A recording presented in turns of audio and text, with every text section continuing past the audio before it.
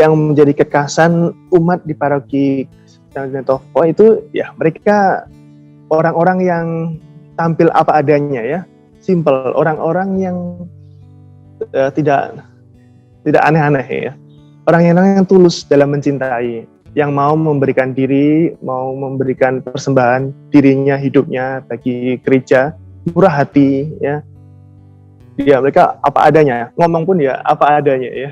Dia sampaikan apa yang di pikirannya gitu ya. Kadang ya tanpa tedeng aling-aling ya. Tapi bahwa semuanya itu bentuk kejujuran, semuanya itu ya menjadi satu karakter yang saya kira itu nilai positif yang perlu dikembangkan di kalangan umat ya, untuk tetap belajar menjadi pribadi-pribadi yang simpel, seperti halnya jadi salah satu keutamaan Santo Vincentius ya, dan juga pribadi-pribadi yang jujur, yang terus mewartakan cinta kasih ya, membangun gereja di wilayah paroki ini. Shalom, selamat pagi semuanya, damai sejahtera untuk kita semua. Perkenalkan, saya Romo Wicaksono CM. Saat ini saya sedang berada di dalam gedung gereja di pusat paroki Kristus Terang Dunia Tofoy. Kalau Anda ingin mengetahui di mana letak Tofoy, ya kita bisa melihat di peta di sebelah ini ya. Jadi seluruh provinsi Papua Barat itu satu keuskupan ya, keuskupan Manokwari Sorong. Jadi suatu wilayah yang sangat luas, wilayah pelayanan gereja yang sangat luas. Dan tentu saja Tofoy ada di dalamnya. Ia berlokasi di Teluk Bintuni, Kabupaten Teluk Bintuni, di bagian Tembolok de Burung itu ya. Dan di wilayah ini mungkin kalau Anda melihat di peta itu akan terlihat ya banyak sungai-sungai dan juga daratan yang berliku-liku ya, berliku-liku semuanya. Itu menunjukkan bahwa di wilayah sini itu banyak sungai-sungai yang mana dikelilingi oleh tanaman bakau ya, mangrove, orang sini bilang mangi-mangi ya. Dan lumpur, tidak ada pantai ya, yang ada lumpur saja, dan mengikuti pasang surut air laut ya. Jadi wilayah paroki Kristus Terang Dunia ini kalau secara teritori dia melingkupi 4 kecamatan atau distrik. Ada distrik Sumuri, distrik Babo, distrik Aruba, dan distrik Pafuar. Ya, jadi keempat distrik ini semua ada 16 stasi. Ya, jadi ada stasi yang dekat dan ada stasi yang sangat jauh ya, bahkan lebih dari 100 km ya. Untuk biaya perjalanan dari Surabaya itu relatif ya. Tapi kira-kira Anda siap PP mungkin 5 juta lebih lah, karena dari Surabaya, dari Juanda itu Anda bisa naik pesawat menuju, bisa lewat 3 jalur sekarang ya. Jadi bisa lewat Sorong, dari Surabaya ke Sorong, atau lewat Manokwari, atau lewat Fakfak ya, Kabupaten Fakfak. Lah kalau dari Sorong sampai di Sorong nanti Anda masih harus naik kapal lagi. Ada yang 18 jam, ada yang 20 jam ya. Dari Sorong naik kapal menuju satu pulau kecil yang disebut dengan Pulau Babo. Itu juga satu stasi, salah satu stasi dari paroki ini. Dari Babo nanti naik perahu lagi ya, kurang lebih kalau menggunakan longboat dengan perahu dengan mesin Johnson yang agak cepat bisa sekitar 1,5 jam baru sampai di Tofoy. Kalau lewat Manokwari, jadi dari Surabaya naik pesawat ke Manokwari, dari Manokwari harus naik mobil lagi, ada mobil reguler untuk angkutan umum, dia kurang lebih sekitar 8 jam menuju ke Bintuni, ke pusat pemerintahan di kota Bintuni. Setelah dari Bintuni harus naik perahu lagi. ada moda transportasi yang bernama Ketinting. Ketinting itu 5 jam dari Bintuni menuju ke Tovoi. Kalau naik perahu longboat dengan mesin Johnson yang cepat, 40 atau 80 begitu ya, kurang lebih sekitar ya 2,5 jam begitu. Lalu kalau naik pesawat dari Surabaya menuju Fakfak, Fakfak itu dari Fakfak langsung naik darat bisa sampai Tovoi. Dari Fakfak ke Tovoi kalau jalan baik kurang lebih 5-6 jam ya. Jadi itu kurang lebih gambaran perjalanan ya. Tiketnya ya kurang lebih dari Surabaya ke Papua itu ya 2 jutaan lah, PP ya 4 juta lah. Tapi kalau pas hari raya atau hari-hari tertentu itu bisa sampai 3,5 juta sekali perjalanan. Itu masih sampai di kota-kota besarnya, belum sampai di Tovoi-nya. Untuk di Tovoi-nya juga harus keluar duit lagi, naik moda transportasi yang lain ya. Begitu kurang lebih. Jadi Paroki Kristus Terang Dunia Tovoi ini dia berdiri sejak 1 Juli 1998. Dia pemekaran dari Paroki Santo Yohanes Bintuni. Jadi oleh karena wilayah pelayanan yang sangat luas ya, Paroki Bintuni kemudian dimekarkan menjadi saat ini ada di TPW Bintuni, di tim pastoral wilayah Bintuni itu ada 3 paroki dan 1 praparoki nanti ya, di pertengahan tahun. Dan Paroki Tovoi sendiri dia pecahan atau berasal dari Paroki Bintuni, dan itu mulai 1 Juli 1998. Dan sejak tahun 2004 Romo-Romo CM Kongregasi Misi yang pernah bertugas di paroki ini antara lain Romo CV, Romo Bianto, Romo Hatmoko, Romo Gunawan, Romo Parianto, Romo Priambodo, Romo Marianto, ya. Dan sekarang Romo Due yang bersama-sama dengan saya melayani di paroki ini. Untuk tantangan pastoral yang pertama-tama tentu berkaitan dengan medan ya, medan geografis di wilayah ini. Untuk pelayanan secara khusus di stasi-stasi, di kampung-kampung, pedalaman, memang bisa ditempuh lewat jalur darat dan juga dengan jalur air ya. Untuk jalur darat sendiri ya kadang kalau cuaca bagus atau juga jalan baru diperbaiki itu ya kita bisa lancar ya untuk ke stasi dengan motor atau mobil. Tapi seringkali hujan kemudian jalan menjadi rusak dan berlumpur ya, itu yang menyebabkan akses jalan ke kampung-kampung, ke stasi-stasi menjadi sulit ya. Jadi seringkali mobil atau motor itu tertanam ya, tertancap di lumpur, di tanah liat yang sangat lengket. Itu betul perjuangan sekali. Dan kalau lewat jalur air ya, jadi ada stasi-stasi yang kita harus tempuh dengan perahu yang tidak bisa tidak. Seperti Babu dan Wimbro, itu kita harus naik perahu. Dan kadang-kadang juga kalau pas musim ombak itu juga lumayan ya, jadi ngeri-ngeri sedap ya. Ombaknya itu ya meskipun bukan di laut yang laut lepas ya, tapi juga pasang surut, angin, ombak itu ya cukup menantang juga. Tapi puji Tuhan kita ya saya selama di sini kurang lebih 5 tahun ya tidak terjadi hal-hal apapun ya, tetap semangat, tetap selamat ya. Itu semua kalaupun ada kerikil-kerikil kecil itu semua cobaan saja, ujian saja. Yang penting kita tetap setia, tetap berjalan, tetap melayani. Nanti Tuhan yang akan melindungi, membimbing kita. Itu saja. Mengenai transportasi, khusus di bidang finansial nanti prestasi bagaimana biayanya, tentu dari paroki kita mengusahakan yang terbaik ya. Kerjasama atau perpaduan dari banyak pihak yang membantu.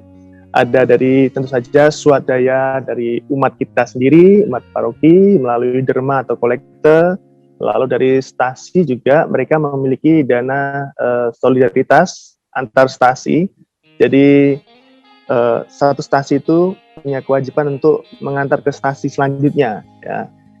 Kadang-kadang diganti dengan bensin atau diganti dengan diuangkan begitu ya. Sehingga untuk uang bensin atau solar dan sebagainya. Dan juga selain itu dari paroki kita juga mengusahakan pemasukan dari ya menjual barang-barang rohani seperti rosario, mada bakti, puji syukur, lilin altar, buku doa, ya, buku ibadat dan lain sebagainya. Itu cukup membantu paroki di dalam operasional sehari-hari termasuk dalam pelayanan di stasi-stasi. Ya.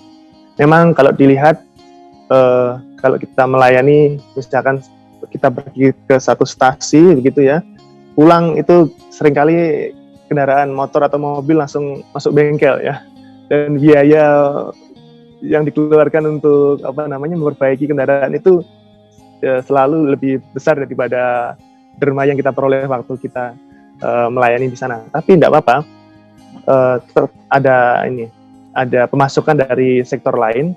Ya, seperti tadi saya bilang, dari usaha-usaha paroki, menjual barang-barang rohani, dan juga dari para donatur, dari kolektor dari paroki juga, itu sangat membantu. Tentu saja ketika berjumpa dengan umat Allah yang kita layani, ya tentu saja sukacita kerajaan Allah itu ada di situ ya. Jadi meskipun dalam perjalanan yang ditempuh cukup menantang, berat ya, naik motor atau moda transportasi lain, dan seringkali di jalan itu capek, tapi ketika kemudian di stasi berjumpa dengan umat Allah, dengan anak-anak yang ada di stasi-stasi itu, wah rasanya senang ya.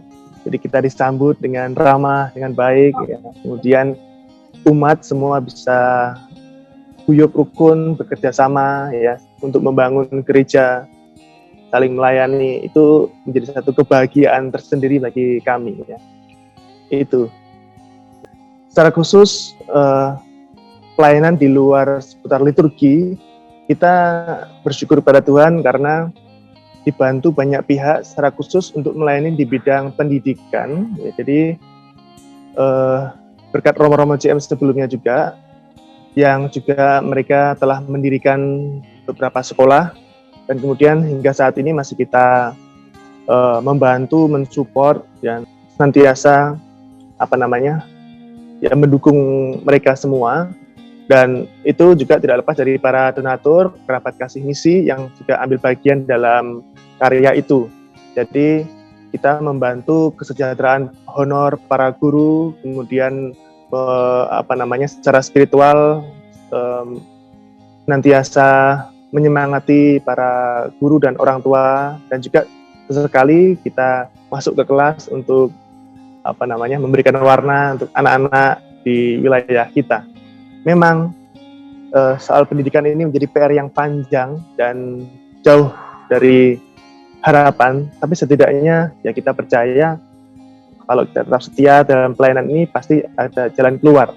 Karena situasi di wilayah paroki ini ya sedikit banyak punya kemiripan dengan pelayanan pada zaman Vincentius dulu, di mana justru orang-orang yang dipercaya untuk melayani, mengajar, malah seringkali meninggalkan tugasnya dan pergi ke kota-kota ya. Seperti zaman Vincentius juga, bahkan para pastor pergi ke kota-kota, tidak mau melayani di desa-desa. Maka ya itu kami senantiasa terus untuk tertib dalam menjalankan jadwal pelayanan di stasi-stasi sambil mengunjungi sekolah-sekolah dan senantiasa memperhatikan kondisi mereka. Memang masih jauh dan memang kita terbatas banyak hal, juga sekali lagi berkaitan dengan finansial, tapi ya kita percaya bahwa Tuhan pasti akan menunjukkan jalan. Dan yang kedua, kita juga mulai tahun ini membuat program misi umat paroki, artinya skala kecil, yang kurang lebih bentuknya hampir sama dengan misi umat Vincentian yang diadakan di sebagai program resmi Provinsi Kongres Misi Indonesia ya. Kita mencurahkan perhatian yang cukup besar untuk satu stasi ya. Jadi pada minggu kelima semua pastor dan perwakilan dewan paroki dikerahkan untuk ke satu stasi untuk pelayanan itu, apapun yang bisa dilakukan, ya kunjungan, ya penyuluhan ini itu, katekese, ya pendampingan, pembinaan, mengajar latihan kor, dan juga ya mengajar apapun itu mengenai ekonomi, mengenai pemberdayaan, tentang kesehatan dan lain sebagainya. Ya kita bekerja sama dengan banyak pihak dan juga seksi di paroki. Mulai tahun 2018 kalau tidak salah, saudari-saudari kita, Putri Kasih, Sister Putri Kasih, mulai berkarya di paroki ini, paroki Kesusahan Dunia Tofoy, dan fokus pelayanan mereka itu lebih pada karya pendidikan dan pastoral paroki juga. Sehingga untuk pendidikan yang mereka lakukan itu pendampingan belajar anak-anak yang di kampung-kampung. Jadi secara khusus mengajar anak-anak dalam membaca, menulis, berhitung, dan lain sebagainya. Setiap sore ada pendampingan belajar ya. Lalu yang kedua, membantu di bidang pastoral paroki. Mereka kami libatkan dalam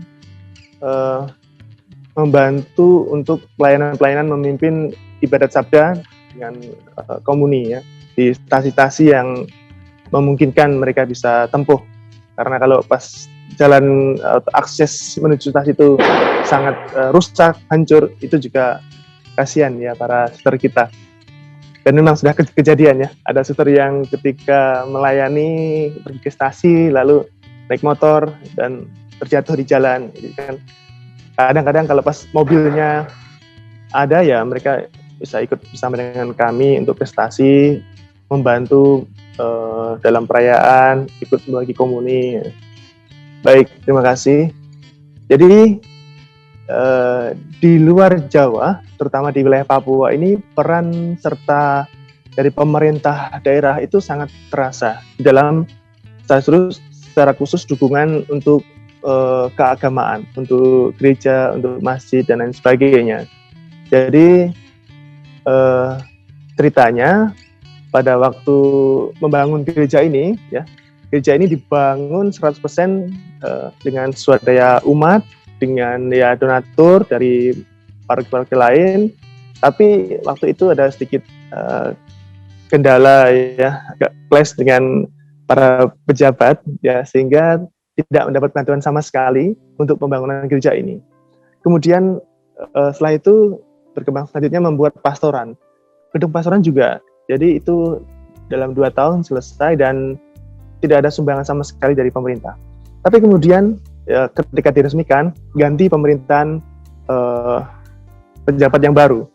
Dan di situ kemudian ya mereka merasa, Bapak Bupati mengatakan, aduh Romo, saya malu hati karena Anda sekalian membangun gereja, membangun pastoran, tapi dari pemerintah tidak bantu apa-apa. Maka kemudian Bapak Bupati dia berjanji akan memberikan satu mobil Hilux ya tipe G untuk operasional untuk pelayanan di paroki. Dan setelah itu tidak lama, 1 bulan setelah beliau berjanji demikian, langsung mobilnya bisa terrealisasi, digunakan untuk pelayanan di stasi-stasi, dan itu amat sangat membantu ya. Jadi mobilnya itu mobil Hilux ya, mobil double garden warna black silver.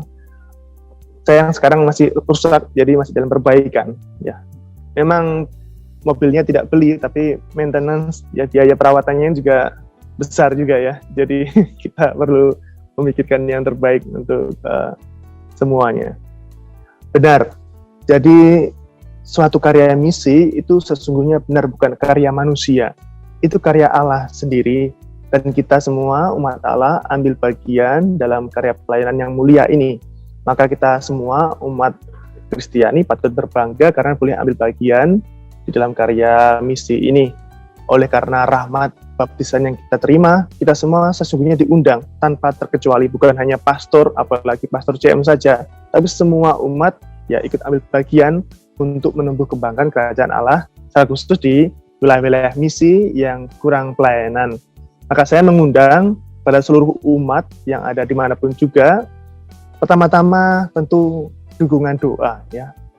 Doa amat kami butuhkan supaya senantiasa rahmat Allah, cinta Allah berkobar dalam diri kami semua yang ada di sini, dan juga dalam diri seluruh umat Allah yang ada di sini, supaya terus senantiasa mewartakan cinta kasih Tuhan dimanapun berada.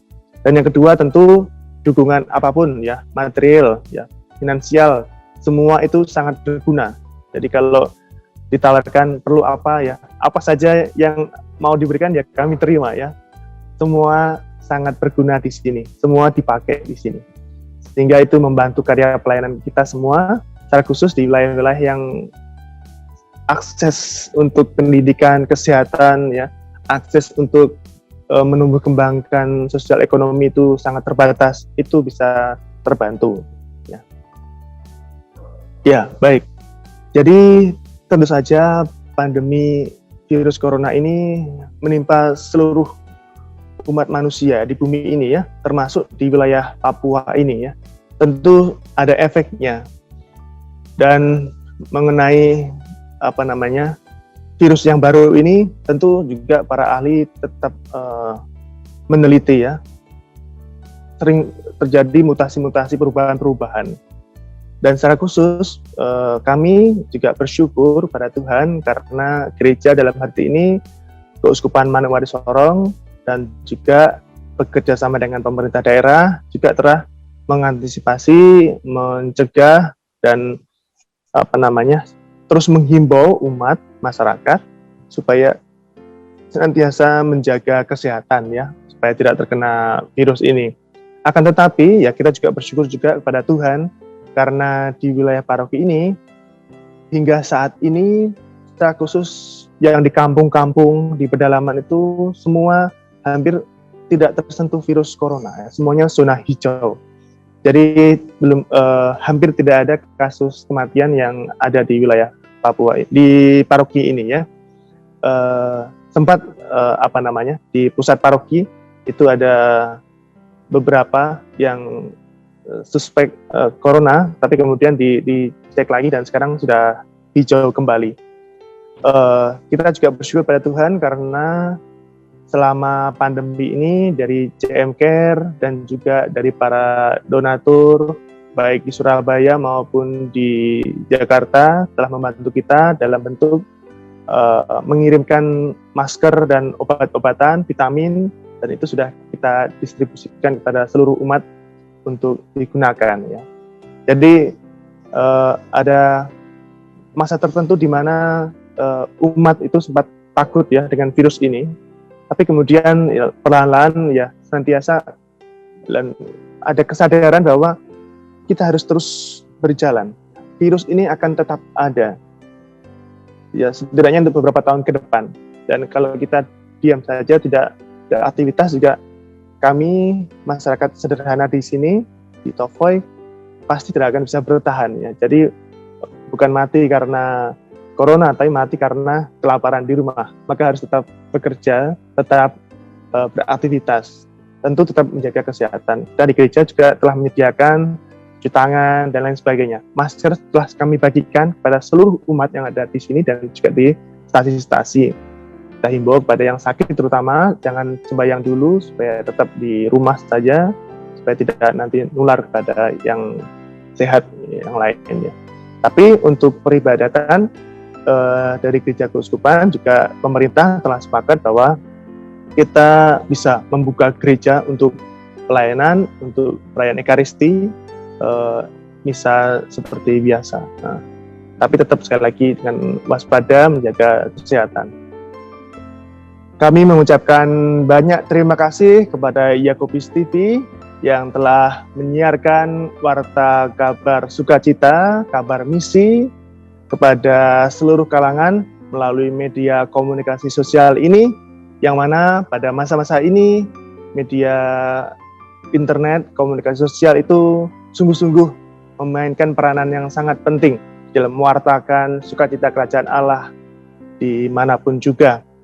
Dan saya berharap Yakobus TV tetap berkembang, tetap dapat senantiasa mewartakan buah-buah benih-benih kerajaan Allah dimanapun juga, menginspirasi banyak orang, banyak umat untuk senantiasa berbuat baik, mewartakan cinta kasih dimanapun mereka berada. Dan selanjutnya untuk edisi yang berikutnya nanti Anda akan dapat menyaksikan sharing misi bersama dengan pastor rekan saya Romo Franciscus Saverius Due yang baru saja dipersahbisan pada bulan Agustus tahun lalu, yang bertugas untuk pertama kali di Paroki Kristus Terang Dunia ini. Sekian, terima kasih.